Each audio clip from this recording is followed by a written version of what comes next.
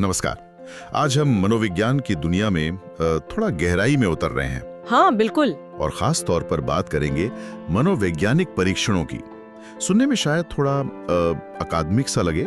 हाँ हो सकता है, पर ये असल में इंसान के मन और मस्तिष्क को समझने की बहुत ही दिलचस्प कोशिशें हैं। बिल्कुल। हम आज फोकस करेंगे दो खास तरीकों पर। एक है प्रक्षेपी तकनीकें, जिन्हें प्रोजेक्टिव टेक्निक्स कहते हैं। अच्छा।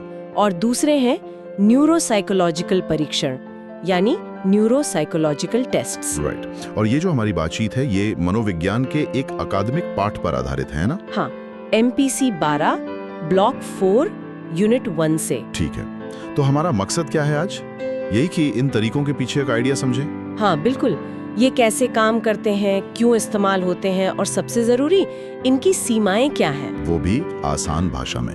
कोशिश यही रहेगी। हाँ तो चलिए शुरू करते हैं इन मनोवैज्ञानिक औजारों की पड़ताल। सबसे पहले प्रक्षेपी तकनीकें। जरूर। तो ये प्रक्षेपी तकनीकें हैं क्या आखिर? ये असल में वो तरीके हैं जिनसे मनोवैज्ञानिक किसी व्यक्ति की उन भावनाओं, इच्छाओं या कह सकते हैं अंदरूनी संघर्षों को समझने की कोशिश करते हैं, जिनके बारे में शायद वो खुद भी नहीं जानते या बताना नहीं चाहते। हाँ कुछ ऐसा ही, मतलब जिनके बारे में वो शायद खुद भी पूरी तरह से वाकिफ ना हो या फिर सीधे तौर पर बताना ना चाहे। अच्छा। इनका जो मूल सिद्धांत है वो ये है कि जब किसी व्यक्ति के सामने कोई अस्पष्ट सी चीज रखी जाती है। अस्पष्ट जैसे स्याही का कोई बेतरतीब सा धब्बा हो या कोई ऐसी तस्वीर जिसके कई मतलब निकल सकते हों, तो वो व्यक्ति अनजाने में अपनी सोच, अपनी भावनाओं, अपने अनुभव को उस चीज पर डाल देता है, मतलब प्रोजेक्ट कर देता है। ये प्रोजेक्शन शब्द ये कहीं फ्रॉइड से तो नहीं जुड़ा? हाँ, शब्द वहीं से आया है।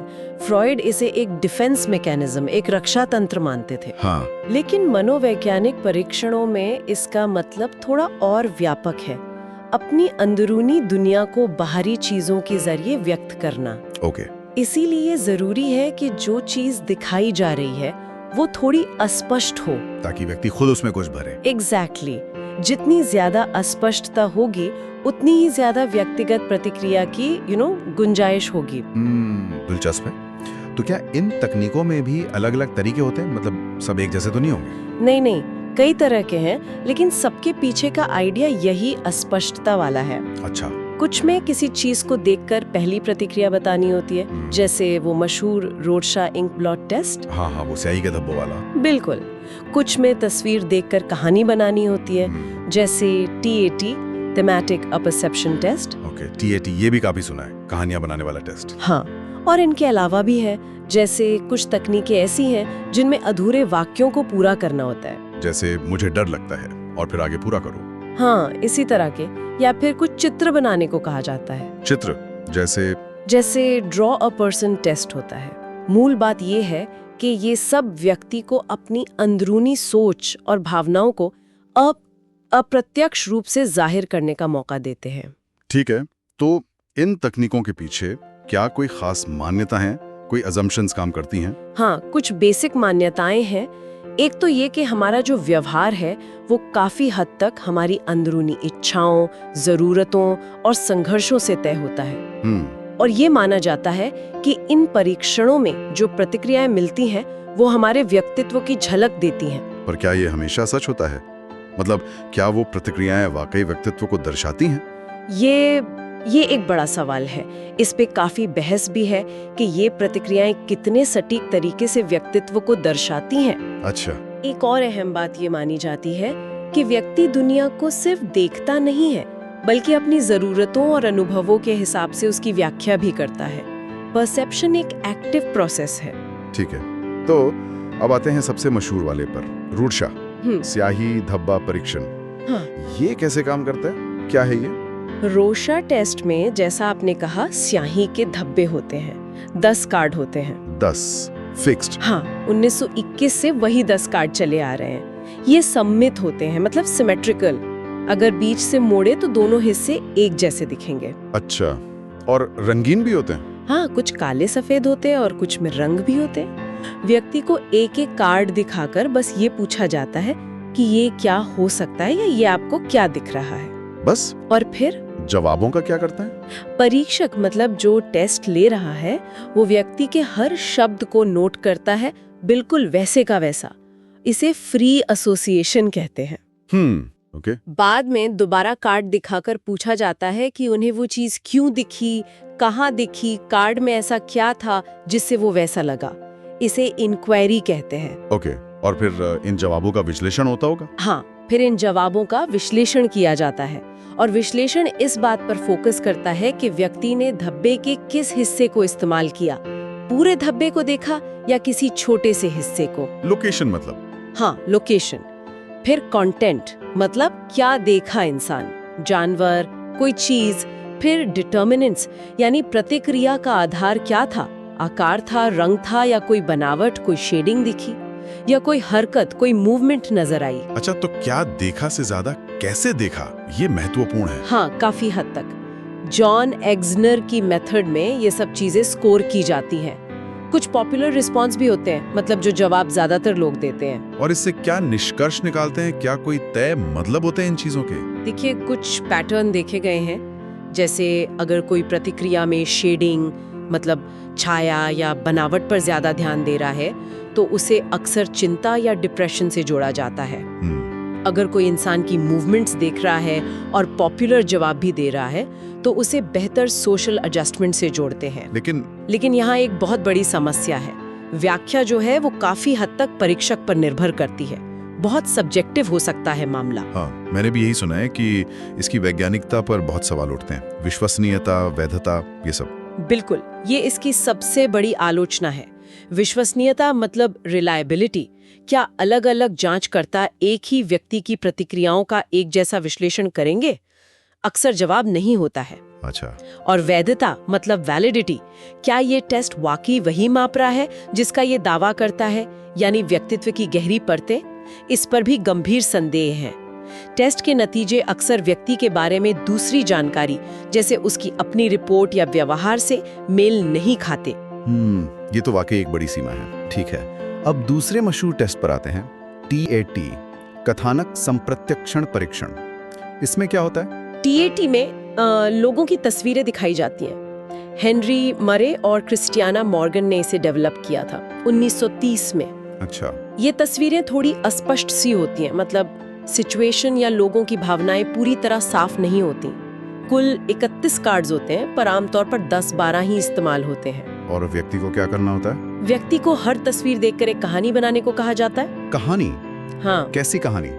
कहानी में बताना होता है कि इस तस्वीर में क्या हो रहा है, ये लोग क्या सोच रहे हैं या क्या महसूस कर रहे हैं, इससे ठीक पहले क्या हुआ होगा और आगे क्या होगा। अच्छा, पूरी कहानी बनानी है। हाँ। और इन कहानियों से क्या पता लगाने की कोशिश की जाती है? माना ये चाहता है कि व्यक्ति कहानी के जो पात्र हैं उनके जरिए अपनी खुद की जरूरतों, अपनी इच्छाओं, अपने संघर्षों और दुनिया को देखने के नजरिए को जाहिर कर देता है, अनजाने में। जैसे कोई उदाहरण? जैसे अगर कोई व्यक्ति बार बार ऐसी कहानियां सुना रहा है जिसमें हीरो बहुत मेहनत करके सफल होता है या असफल हो जाता है, तो शायद उपलब्धि की प्रेरणा, नीड फॉर अचीवमेंट, उसके लिए एक अहम मुद्दा है। और इसका विश्लेषण कैसे होता है? क्या रोर्शा जैसी ये समस्याएं यहाँ भी हैं, सब्जेक्टिविटी वाली? हाँ, यहाँ भी विश्लेषण अक्सर व्यक्ति परख ही होता है। हालांकि कुछ स्कोरिंग सिस्टम्स बनाए गए हैं, लेकिन ज्यादातर मनोवैज्ञानिक कहानियों में जो मुख्य विषय, जो थीम्स उभर कर आती हैं, उनको समझने के लिए अपने अनुभव और अपनी नैदानिक समझ का ही इस्तेमाल करते हैं। तो फिर विश्वसनीयता और वैधता? उन पर यहाँ भी वैसे ही सवाल उठते हैं जैसे रोर्शा पर। बच्चों के लिए इसके कुछ अलग संस्करण भी हैं, जैसे CAT, जिसमें जानवरों की तस्वीरें होती हैं। अच्छा, एक और बात, क्या इन तस्वीरों में विविधता की कमी जैसी कोई समस्या है? हाँ, ये एक आलोचना रही है कि जो ओरिजिनल टैट कार्ड्स हैं उनमें अल्पसंख्यक समूहों का प्रतिनिधित्व कम है, जिससे शायद कुछ पूर्वाग्रह आ सकता है। और वो चित्र बनाने वाले टेस्ट या अधूरे वाक्य पूरे करने वाले, क्या वो भी इसी तरह काम करते हैं? हाँ, सिद्धांत कमोबेश वही है। जैसे ड्रॉ अ पर्सन टेस्ट में व्यक्ति को एक इंसान का चित्र बनाने को कहा जाता है, फिर उस चित्र के details, size, placement, line quality, इन सब के आधार पर व्याख्या की जाती है। माना जाता है कि उससे बनाने वाले के बारे में कुछ पता चलता है। हाँ, ऐसा माना जाता है। इसी तरह वाक्य पूर्ति सेंटेंस कंप्लीशन टेक्निक्स में अधूरे वाक्य होते हैं, जैसे मुझे हमेशा लगता है कि, मेरे पिता। व्यक्ति को जो मन में पहली बात आए उससे पूरा करना होता है। और व्याख्या? यहाँ भी स्कोरिंग सिस्टम्स हैं, पर अक्सर क्लिनिकल जजमेंट का ही इस्तेमाल होता है थीम्स को समझने के लिए। तो व्यक्ति परकता यहाँ भी एक चुनौती है। तो कुल मिलाकर इन प्रक्षेपी तकनीकों का फायदा क्या है, अगर इनकी वैज्ञानिकता इतनी संदिग्ध है? देखिए, एक फायदा ये माना जाता है कि ये उन विषयों पर बात करने का एक रास्ता खोल सकती हैं जिनके बारे में लोग सीधे बात करने में हिचकिचाते हैं या शायद खुद भी जागरूक नहीं है। अच्छा, एक आइस ब्रेकर की तरह? हाँ, एक तरह से, या कुछ अंदरूनी मुद्दों को सतह पर लाने का जरिया बन सकती हैं, एक स्टार्टिंग पॉइंट दे सकती हैं थेरेपी में। ठीक है, और नुकसान तो हमने देख ही लिए, मुख्य रूप से विश्वसनीयता और वैधता की कमी। हाँ, और व्याख्या में व्यक्तिपरकता का ज्यादा होना। बिल्कुल। और इसके अलावा इन्हें सही ढंग से एडमिनिस्टर करने और इंटरप्रेट करने के लिए बहुत अनुभवी और प्रशिक्षित विशेषज्ञ की जरूरत होती है, जो शायद आसानी से उपलब्ध ना हो। हाँ, और ये प्रक्रिया समय लेने वाली और महंगी भी हो सकती है। तो ये थी प्रक्षेपी तकनीकें, जो मन की गहराइयों में झांकने की एक व्यक्तिपरक कोशिश है अपनी सीमाओं के साथ। बिल्कुल। लेकिन मनोविज्ञान में एक और महत्वपूर्ण क्षेत्र है परीक्षण का, जो मन से ज्यादा मस्तिष्क और उसके काम करने के तरीके पर फोकस करता है। हाँ, और वो है न्यूरोसाइकोलॉजिकल मूल्यांकन या असेसमेंट। ये कब जरूरी होता है? ये तब बहुत महत्वपूर्ण हो जाता है जब किसी व्यक्ति के सोचने, महसूस करने या व्यवहार करने के तरीके में बदलाव का कारण कोई दिमागी चोट हो, जैसे सिर में चोट लगना। हाँ, या स्ट्रोक हो, या कोई न्यूरोलॉजिकल बीमारी हो जैसे अल्जाइमर या पार्किंसंस, या सब्सटेंस अब्यूज की वजह से दिमाग पर असर पड़ा हो। अच्छा, और ये बदलाव किस तरह के हो सकते हैं, बड़े या छोटे? दोनों तरह के। ये बदलाव बहुत बड़े और साफ दिखने वाले हो सकते हैं, जैसे चलने फिरने में दिक्कत या बोलने में परेशानी, या फिर बहुत हल्के और सूक्ष्म भी हो सकते हैं। सूक्ष्म जैसे ध्यान लगाने में हल्की सी मुश्किल, या चीजें याद रखने में थोड़ी ज्यादा दिक्कत होना, या प्लानिंग करने में परेशानी। और ये सूक्ष्म बदलाव भी असर डालते हैं? हाँ, कई बार ये सूक्ष्म बदलाव भी व्यक्ति की रोजमर्रा की जिंदगी, उसके काम और रिश्तों पर बहुत गहरा असर डाल सकते हैं। कोई उदाहरण दे सकती है जिससे ये बात और साफ हो? जरूर। मान लीजिए किसी व्यक्ति को सिर में चोट लगती है, उसके बाद वो ज्यादा चिड़चिड़ा या कहें कि आक्रामक रहने लगता है। अब सवाल ये उठता है कि क्या ये बदलाव सीधे दिमाग की चोट की वजह से है, मतलब इमोशनल कंट्रोल वाले हिस्से में कोई डैमेज हुआ है, या फिर ऐसा तो नहीं कि चोट की वजह से उसकी याददाश्त या ध्यान देने की क्षमता में कोई हल्की सी कमी आई है जिसे वो खुद भी ठीक से समझ नहीं पा रहा और उस फ्रस्ट्रेशन में वो ऐसा व्यवहार कर रहा है। अच्छा, तो ये मूल्यांकन इन गुत्थियों को सुलझाने में मदद करता है? हाँ, बिल्कुल। ये समझने में मदद करता है कि प्रॉब्लम का नेचर क्या है और फिर उसके हिसाब से सही इलाज या मदद की योजना बनाई जा सकती है। तो इसका मकसद सिर्फ समस्या का पता लगाना नहीं, बल्कि उसके कारण को समझना भी है। हाँ, इसके कई उद्देश्य हैं। एक तो है विभेदक निदान, डिफरेंशियल डायग्नोसिस, मतलब ये पता लगाना कि लक्षण दिमाग की किसी ऑर्गेनिक समस्या से हैं या किसी फंक्शनल यानी मनोवैज्ञानिक कारण से, जैसे याददाश्त की समस्या दिमाग की चोट से है या डिप्रेशन की वजह से। ये बहुत जरूरी है। दूसरा, ये समझने में मदद करना कि दिमाग की किसी सर्जरी जैसे टेम्पोरल लोबेक्टमी या किसी दवा का व्यक्ति की सोच समझ यानी कॉग्निटिव फंक्शनिंग पर क्या असर पड़ सकता है, पॉजिटिव या नेगेटिव। अच्छा, और तीसरा, किसी न्यूरोलॉजिकल बीमारी में समय के साथ आ रहे बदलावों पर नजर रखना, मतलब स्थिति बेहतर हो रही है या बिगड़ रही है। और रोजमर्रा की जिंदगी से जुड़े क्या उद्देश्य हो सकते हैं प्रैक्टिकल लेवल पर? बिल्कुल, ये मूल्यांकन पुनर्वास मतलब रिहैबिलिटेशन की योजना बनाने में मदद करता है। व्यक्ति की ताकत क्या है, कमजोरी क्या है, इसके आधार पर स्ट्रैटेजी बनाना, ताकि वो बेहतर तरीके से फंक्शन कर सके। हाँ, ये समझने में भी मदद करता है कि कोई व्यक्ति पढ़ाई या काम में क्यों पिछड़ रहा है, कहीं कोई लर्निंग डिसेबिलिटी या अटेंशन प्रॉब्लम तो नहीं। और आपने कानूनी मामलों का भी जिक्र किया था। हाँ, कभी-कभी मेडिको लीगल मामलों में भी इसकी जरूरत पड़ती है, जैसे किसी दुर्घटना के बाद मुआवजे के क्लेम के लिए, या ये तय करने के लिए कि व्यक्ति अपनी देखभाल या अपने फाइनेंशियल फैसले खुद ले सकता है या नहीं, लीगल कैपेसिटी। समझ गया। ये मूल्यांकन कितना विस्तृत होता है, मतलब क्या हमेशा एक जैसा होता है? नहीं, ये जरूरत पर निर्भर करता है। रेफरल क्वेश्चन क्या है, मतलब किस सवाल का जवाब ढूंढना है, मरीज की क्या हालत है, कितना समय और साधन उपलब्ध है, इन सब बातों पर निर्भर करता है। तो ये काफी फ्लेक्सिबल होता है। हो सकता है। कभी कभी ये बहुत व्यापक होता है, जिसमें कई तरह की दिमागी क्षमताओं की जांच की जाती है। कभी ये किसी खास क्षेत्र पर केंद्रित होता है, जैसे सिर्फ मेमोरी या एग्जीक्यूटिव फंक्शंस। और इसमें सिर्फ टेस्ट ही होते हैं या और भी कुछ? नहीं, इसमें सिर्फ मानकीकृत परीक्षण मतलब स्टैंडर्डाइज टेस्ट ही नहीं होते। व्यक्ति से डिटेल में बातचीत, उसके व्यवहार का बारीकी से अवलोकन, ये सब भी बहुत जरूरी हिस्से हैं इसके। तो एक होलिस्टिक अप्रोच है। हाँ, कह सकते हैं। मल्टी डायमेंशनल होता है अक्सर। इसमें किस तरह के परीक्षण इस्तेमाल होते हैं? क्या कोई स्टैंडर्ड तरीके हैं, जैसे रॉर्शा या टीएटी थे प्रक्षेपी में? हाँ, न्यूरोसाइकोलॉजी में भी कुछ जाने माने तरीके हैं। एक है टेस्ट बैटरी अप्रोच। बैटरी मतलब कई सारे अलग अलग टेस्ट का एक फिक्स सेट। ये सेट दिमाग की अलग अलग क्षमताओं को जांचने के लिए डिजाइन किया गया होता है।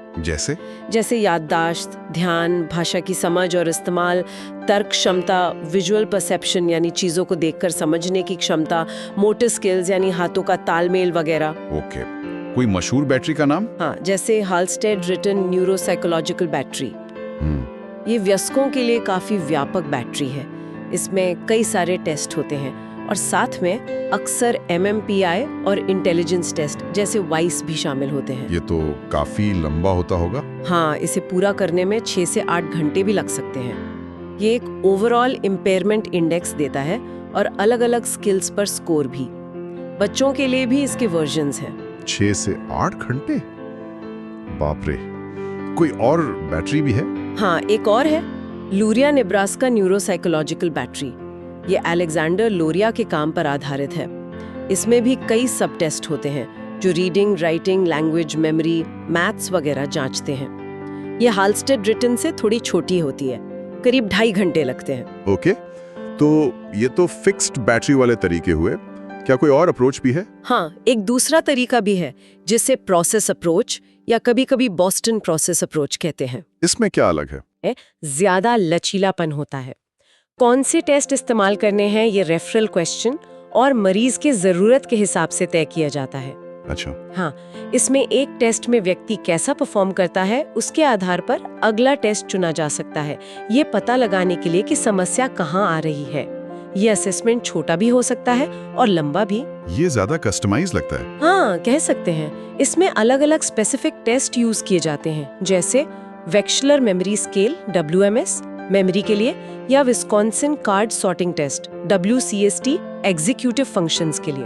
आपने एग्जीक्यूटिव फंक्शंस का जिक्र पहले भी किया था, ये क्या होते हैं? हाँ, एग्जीक्यूटिव फंक्शंस ये हमारे दिमाग के मैनेजर या CEO की तरह होते हैं। मैनेजर मतलब ये वो उच्च स्तरीय मानसिक प्रक्रियाएं हैं जो हमें गोल सेट करने, प्लानिंग करने, अपने काम को ऑर्गेनाइज करने, ध्यान फोकस रखने, एक काम से दूसरे पर जरूरत पड़ने पर स्विच करने, प्रॉब्लम सॉल्विंग। हाँ, प्रॉब्लम सॉल्विंग, अपनी भावनाओं और व्यवहार को कंट्रोल करने और बदलती परिस्थितियों के हिसाब से खुद को ढालने में मदद करती हैं। ये दिमाग के किस हिस्से से जुड़े हैं? ये खास तौर पर दिमाग के अगले हिस्से यानी फ्रंटल लोब की फंक्शनिंग से जुड़े होते हैं। और इनकी जांच के लिए खास टेस्ट होते हैं? हाँ, इनके लिए विशेष परीक्षण होते हैं, जैसे मैंने WCST का नाम लिया। एक और है Dallas Kaplan executive function system DKEFS। ये खास तौर पर इन्हीं फंक्शंस को अलग-अलग तरीकों से जांचता है। ओके, अब एक और सवाल, क्या दिमाग की तस्वीरें जैसे MRI या CT स्कैन वो भी इस मूल्यांकन का हिस्सा होती हैं? देखिए, ये स्कैन जैसे कैट स्कैन या MRI ये दिमाग की संरचना मतलब स्ट्रक्चर को दिखाते हैं। PET स्कैन जैसे कुछ स्कैन फंक्शन को भी दिखाते हैं। मनोवैज्ञानिक आमतौर पर सीधे तौर पर इन स्कैन रिपोर्ट्स की व्याख्या करने के लिए प्रशिक्षित या लाइसेंस्ड नहीं होते। वो काम न्यूरोलॉजिस्ट या रेडियोलॉजिस्ट का होता है। तो फिर इनका क्या रोल है? लेकिन ये रिपोर्ट्स न्यूरोसाइकोलॉजिस्ट के लिए बहुत उपयोगी होती हैं। वो टेस्ट पे मिली परफॉर्मेंस को दिमाग की ज्ञात स्थिति से जोड़कर देख सकते हैं। जैसे अगर पता है कि फ्रंटल लोब में डैमेज है तो एग्जीक्यूटिव फंक्शंस पर ध्यान दिया जाएगा। अच्छा, तो ये एक पजल के टुकड़ों की तरह है। हाँ, बिल्कुल। टेस्ट के नतीजे, मरीज से बातचीत, व्यवहार का अवलोकन और ये स्कैन रिपोर्ट, ये सब मिलकर एक पूरी तस्वीर बनाने में मदद करते हैं। इसके लिए दिमाग की संरचना और कार्य की अच्छी समझ होना जरूरी है। समझ गया। तो ये न्यूरोसाइकोलॉजिकल परीक्षण प्रक्षेपी तकनीकों से ज्यादा वस्तुनिष्ठ, ज्यादा ऑब्जेक्टिव लगते हैं, पर क्या इनकी कोई सीमाएं नहीं है? सीमाएं तो इनकी भी हैं, जरूर है। जैसे? पहली बात, जरूरी नहीं कि दिमाग में आई हर चोट या समस्या टेस्ट के स्कोर में नजर आ ही जाए, खासकर अगर वो बहुत हल्की हो या बहुत खास तरह की हो। दूसरी बात, टेस्ट स्कोर ये तो बता सकते हैं कि कोई प्रॉब्लम है, उसकी गंभीरता कितनी है, लेकिन हमेशा ये साफ साफ नहीं बता पाते कि उसका सटीक कारण क्या है या रोजमर्रा की जिंदगी पर उसका कितना असर पड़ेगा। मतलब इकोलॉजिकल वैलिडिटी का इशू। हाँ, कुछ हद तक लैब में टेस्ट पर परफॉर्मेंस और असल जिंदगी की फंक्शनिंग में फर्क हो सकता है। और क्या व्यक्ति का प्रदर्शन सिर्फ दिमाग की हालत पर ही निर्भर करता है या और भी बातें असर डालती हैं? नहीं, बिल्कुल नहीं। और यही एक और महत्वपूर्ण सीमा है। व्यक्ति की उम्र, उसकी शिक्षा का स्तर, वो टेस्ट देते समय कितना मोटिवेटेड महसूस कर रहा है, उसे कोई थकान या तनाव तो नहीं है, उसकी सांस्कृतिक पृष्ठभूमि, ये सब चीजें भी स्कोर को प्रभावित कर सकती हैं। हाँ बिल्कुल, ये सब बातें भी उसके टेस्ट प्रदर्शन पर असर डाल सकती हैं। इसलिए नतीजों की व्याख्या करते समय इन सभी फैक्टर्स को ध्यान में रखना बहुत जरूरी होता है। और समय और पैसा। हाँ, वो भी एक फैक्टर है। पूरी बैटरी को प्रशासित करने में काफी समय लगता है और ये महंगा भी हो सकता है। ठीक है, तो आज हमने मनोवैज्ञानिक मूल्यांकन के दो बिल्कुल अलग लेकिन महत्वपूर्ण तरीकों को समझा। हाँ, एक तरफ हैं प्रक्षेपित तकनीकें जैसे रॉर्शा और टीएटी। ये व्यक्ति की अंदरूनी दुनिया, उसकी भावनाओं और संघर्षों को समझने की एक, कह सकते हैं, व्यक्तिपरक कोशिश करती हैं। बिल्कुल, और जिनकी वैज्ञानिक वैधता और विश्वसनीयता पर गंभीर सवाल भी हैं। हाँ, और दूसरी तरफ है न्यूरोसाइकोलॉजिकल मूल्यांकन, जो मस्तिष्क की कार्यप्रणाली और व्यक्ति के व्यवहार, सोच और भावनाओं के बीच के संबंध को ज्यादा वस्तुनिष्ठ तरीके से, ज्यादा साइंटिफिक तरीके से मापने की कोशिश करता है। इसकी अपनी ताकतें हैं, खासकर दिमागी चोट या बीमारी के मामलों में। हाँ, पर इसकी भी अपनी सीमाएं हैं। जैसे हमने बात की, व्याख्या में कई फैक्टर्स का ध्यान रखना पड़ता है। बिल्कुल, दोनों ही तरीके इंसान के मन और मस्तिष्क की जो जटिलता है उसको समझने के अलग-अलग रास्ते दिखाते हैं। कोई एक तरीका शायद काफी नहीं है। सही कहा। और ये हमें एक दिलचस्प सवाल की ओर ले जाता है, भविष्य के बारे में। कौन सा सवाल? यही कि जैसे जैसे तकनीक विकसित हो रही है, खासकर आर्टिफिशियल इंटेलिजेंस एआई और ब्रेन इमेजिंग टेक्निक्स और बेहतर हो रही हैं, तो इन पारंपरिक मनोवैज्ञानिक परीक्षणों का भविष्य क्या होगा? क्या ये अप्रासंगिक हो जाएंगे? ये वाकई एक बहुत बड़ा और अहम सवाल है। क्या एआई इन परीक्षणों की व्याख्या को ज्यादा ऑब्जेक्टिव बना पाएगा? रॉर्शा या टीएटी की सब्जेक्टिविटी को कम कर पाएगा? या शायद पूरी तरह से नए तरीके आ जाएंगे मूल्यांकन के, जो सीधे ब्रेन एक्टिविटी को मापकर ये सब बता दें? हो सकता है। क्या नई तकनीकें हमें मन और मस्तिष्क को समझने के बिल्कुल नए, ज्यादा सटीक तरीके देंगी? या फिर ये पारंपरिक तरीके, खासकर न्यूरोसाइकोलॉजिकल टेस्ट, हमेशा अपनी जगह बनाए रखेंगे क्योंकि वो व्यवहार को मापते हैं? हाँ, ये देखना वाकई दिलचस्प होगा कि भविष्य में मनोविज्ञान इस दिशा में कैसे आगे बढ़ता है। बिल्कुल, ये एक लगातार विकसित होता क्षेत्र है। निश्चित रूप से। और इसी विचार के साथ हम आज की चर्चा को यहीं समाप्त करते हैं। ये एक ऐसा सवाल है जिस पर हमारे श्रोता भी सोच सकते हैं।